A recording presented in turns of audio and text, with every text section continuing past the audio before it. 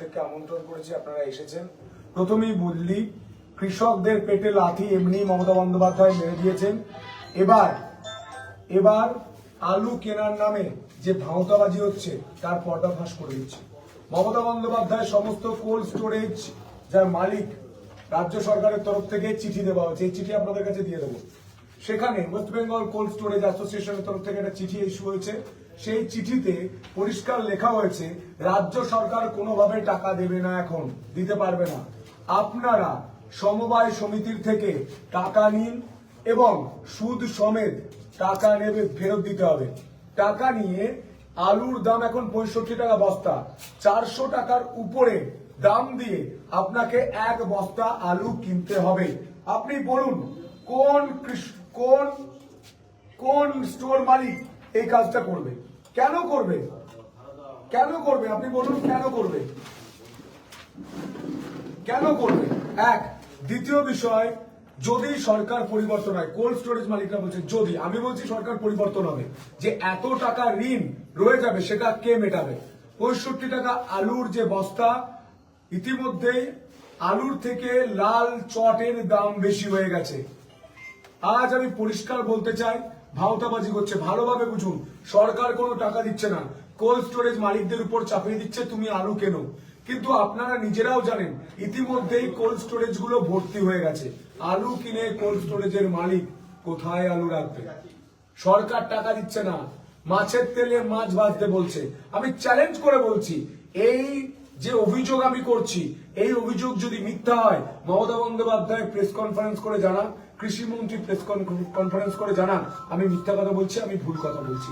পরিষ্কার বলছি, মাছের তেলে মাছ ভাজা ভোটের আগে যাতে কৃষকদের যে রাগ, সেই রাগটা মমতা বন্দ্যোপাধ্যায়ের ভোট ব্যাংক যাতে ভেঙে না দেয়, তার জন্য এই কারসাজি চলছে। আমি বলছি, যে রাগ ছিল, আলুর দাম ছিল না, তার থেকে আরো বেশি রাগ। কেন?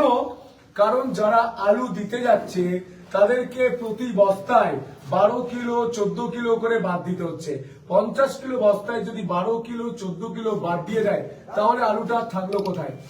একজন কৃষক 70 বস্তার বেশি আলু দিতে পারবেন না। তার মানে 35 কুইন্টাল, যার 6 বিঘা আলু চাষ, সে কি করবে? এই বিষয়গুলো পরিষ্কার।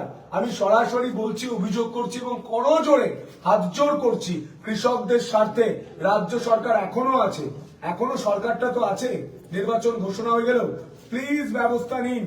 আপনি বারবার, মমতা বন্দ্যোপাধ্যায়, আপনি কৃষক বিরোধী, আপনি বারবার বর্ডার বন্ধ করে দেওয়ার জন্য আজকে এই দিনটা কৃষকদের দেখতে হচ্ছে। ওড়িশাতে আলু চাষ শুরু হয়ে গিয়েছে, বিভিন্ন সাউথের স্টেট গুলোতে আলু চাষ শুরু হয়ে গিয়েছে। এখান থেকে আলু তারা আর নিয়ে যাচ্ছে না। শুধু তাই নয়, আমার কাছে যে তথ্য আছে, আমি যেটা শুনতে পাচ্ছি, যে বিভিন্ন বর্ডারে যে আলু গাড়ি রিস্ক নিয়ে যাচ্ছে, পুলিশ সেই গাড়ি থেকে মোটা অঙ্কের টাকা নিয়ে সেই গাড়িকে ছেড়ে দিচ্ছে। বর্ডার যদি বন্ধ হয় তাহলে সবার জন্য বন্ধ থাকবে। যদি নিয়ম মেনে বর্ডারে আলু যায় তাহলে টাকা লাগছে কেন? এই পয়েন্টগুলো আমি বলতে চাই। কৃষকদের পিঠটা দেওয়ালে ঠেকে গিয়েছে। আমি একজন চাষির বেটা, আমি জানি চাষিদের এই মুহূর্তে কি অবস্থা। তারা এই মুহূর্তে বলছেন আলুর দাম নেই, তৃণমূলের ভোটও নেই। এবং আমি বারবার বলছি, মাছের তেলে মাছ ভাজার চক্রান্ত করছেন মমতা বন্দ্যোপাধ্যায়। সেই চক্রান্ত আমরা ধরে ফেলেছি এবং ইতিমধ্যে 475 টাকায় 50 কেজির একটা বস্তা কিনতে বলছে। আপনি বলুন, যে বস্তার দাম 65 টাকা, সেই বস্তা কেন 475 টাকায় কিনবে? কোন যুক্তিতে, যখন রাজ্য সরকার একটা টাকাও স্টোর মালিকদের দিচ্ছে না? এই সরকার চলে যাবে, তাহলে বিপুল পরিমাণ টাকাটা কে মেটাবে? উনি চাইছেন এমন একটা পরিস্থিতি তৈরি করে দিতে যাতে এই রাজ্যের কৃষক, শ্রমিক, রাজ্যের মানুষরা বিপদে পড়েন। মমতা বন্দ্যোপাধ্যায় ধরেই নিয়েছেন যে তিনি আর সরকারে থাকবেন না। আমরা বলছি চাষিদের জন্য করুন, কিন্তু রাজ্য সরকারের টাকা দিন, রাজ্য সরকারের যে বাজেট রয়েছে সেখান থেকে টাকা দিন। তাহলে তো এই বিপুল পরিমাণ ধারটা হবে না। যে বিপুল পরিমাণ ধার, লোন করে করে করে করে রাজ্যকে চালিয়ে আজ রাজ্যকে কার্যত ঋণের বোঝায় চাপা দিয়ে দিয়েছে। এটা চলবে না। কৃষকরা সিদ্ধান্ত নিয়ে নিয়েছেন। হুগলি, বর্ধমান থেকে শুরু করে যারা আলু চাষ করেন, বাঁকুড়ার কিছু অংশের মানুষ, তারা সিদ্ধান্ত নিয়ে নিয়েছেন। এবার তৃণমূলের বিদায় ঘন্টা বেজে গিয়েছে। কৃষক বিরোধী সরকার আর নেই দরকার। তাহলে যারা স্টোর মালিক তারা সামনে আসছেন না কেন? আপনার মনে হয় স্টোর মালিক আজকে সামনে এলে কালকে স্টোরটা খুলে রাখতে পারবে? হ্যাঁ, বিদ্যুতের দাম বাড়িয়েছে কিন্তু এখন পর্যন্ত স্টোরের ভাড়া বাড়াতে দেয়নি স্টোর মালিকদের। মমতা বন্দ্যোপাধ্যায় নিজে কৃষক দরদ দেখার জন্য। দেখুন, আমার যদি 1 লাখ টাকা মাইনে হয়, আমি মাছটা 400 টাকা 500 টাকা 1000 টাকা কিলো খেতে পারবো। আমার যদি মাইনেটায় 2000 টাকা হয়, তাহলে আমি 400 টাকা 500 টাকা 1000 টাকার মাছটা খেতে পারবো না। যদি কৃষকদের হাতে পয়সা থাকতো, তাহলে স্টোর মালিকরা যে দাম নির্ধারণ করছে আলু রাখার জন্য, ভাড়াটা বাড়াতে পারতেন, বাড়ালে কোনো অসুবিধা হতো না। কিন্তু মমতা বন্দ্যোপাধ্যায় কৃষকদের পেটেও লাথি মারছেন, স্টোর মালিকদের পেটেও লাথি মারছেন, ব্যবসায়ীদের পেটেও লাথি মারছেন। আলু হুগলি জেলা তথা তারকেশ্বর এলাকায় আলু কিন্তু একটা হাব, আপনিও জানেন। আপনারা ক্ষমতায় এলে কি পরিকল্পনা আছে, এই পরিস্থিতি কি করে বদল করবেন? ধান যেমন কেনা হয়, আলুও কেনা হবে। এবং শুধু আলু কেনা বলছি না, আলু দিয়ে শুধু আলু ভাতে আর আলু পোস্ত খাওয়ার জন্য আলু ব্যবহার হয় না। আলু একটা চিপস তৈরি করার জন্য বিরাট বড় মার্কেট রয়েছে। আলু স্টার্চ তৈরি করে বিদেশে পাঠানো যায়। আলু স্টার্চ থেকে প্রচুর জিনিস তৈরি হয়, সেগুলো আমরা তৈরি করব। হুগলি জেলার একদম প্রান্তে যেখানে জমি রয়েছে আমরা নির্ণয় করব, বা বাঁকুড়া জেলার মধ্যে এরকম খাদ্য প্রক্রিয়াকরণ যে কারখানা, সেটা করব। 15 বছরে কৃষকদের সঙ্গে যে বেইমানিটা মমতা বন্দ্যোপাধ্যায় করেছেন, সেটা আমরা করবো না। আমরা কৃষকদের পাশে আছি। আমি একজন চাষির বেটা হিসাবে বলছি, আমি তো লড়াই করব। কৃষকদের সঙ্গে যারা থাকবে আমি তার সঙ্গে আছি। আর কৃষকদের সঙ্গে মোদিজি রয়েছেন। কারণ একটা কথা বলি আপনাকে, ঘটনা শোনায়। মোদিজি একটি জায়গায় গিয়েছিলেন প্রচারে, তিনি দেখছেন রাস্তা খারাপ। কৃষকরা ধরে, মোদিজি তখন মুখ্যমন্ত্রী ছিলেন, কৃষকরা ধরে বলেছিলেন যে আমরা এখানে কলা উৎপাদন করি, এই রাস্তা খারাপের জন্য কলা যেতে যেতে নষ্ট হয়ে যায়, কলার আমরা দাম পাই না। মোদিজি মাত্র 10 দিনের মধ্যে সেই রাস্তাটা কমপ্লিট করে দিয়েছিলেন এবং কৃষকদের বলেছিলেন আমি কৃষকদের সাথে, কৃষকদের পাশে আছি। কৃষকরা অন্নদাতা। কৃষকরা যদি ফসলটা না ফলায় কোথায় যাবেন? আজকে আপনি দেখুন, চাষির বেটা, আমি তো চাষির বেটা, চাষি কেন হচ্ছে না? কেন চাষ করছে না? কারণ দাম নেই, দেওয়ালে পিঠটা ঠেকে যাচ্ছে, কিছু করার নেই। তাই চাষিরা এক হয়ে গিয়েছে।